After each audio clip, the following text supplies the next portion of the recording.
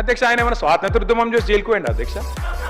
ఏం చేసిపోయింది అధ్యక్ష జైలుకి? ఆయన అది పెద్ద సానుభూతి. మేము పోలేదా జైలుకి?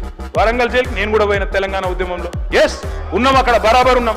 మీరెందుకు పోయినరంటే నేను అడుగుతున్నా ఈరోజు. ఎస్ మీ ఇంటికి ఇవ్వాలని జూబ్లీ హిల్స్ ప్యాలెస్ మీదకి ప్రైవేట్ డ్రోన్ పంపితే ఊకుంటావా?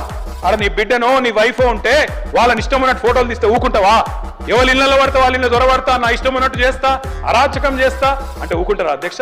ఇది పద్ధతేనా అధ్యక్ష? అంటే మీ కాడికి వచ్చేవరకే కుటుంబాలు, మీ కాడి కొరకు వచ్చేవరకే భార్య పిల్లలు, వేరే వాళ్ళకి లేరా అధ్యక్ష భార్య పిల్లలు?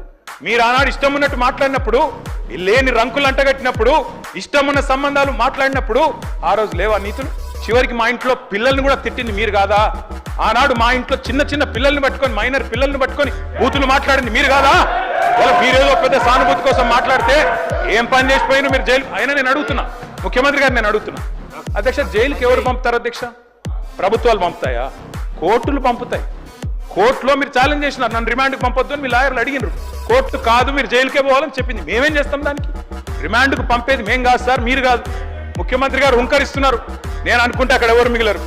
నువ్వు ఏమనుకున్నా ఏం ఫరకు పడదు, నువ్వు ఏం చేసుకున్నా ఏం ఫరకు పడదు. నువ్వు అనుకుంటున్నావేమో పదవి శాశ్వతం, అధికారం శాశ్వతం, ఏది శాశ్వతం కాదు.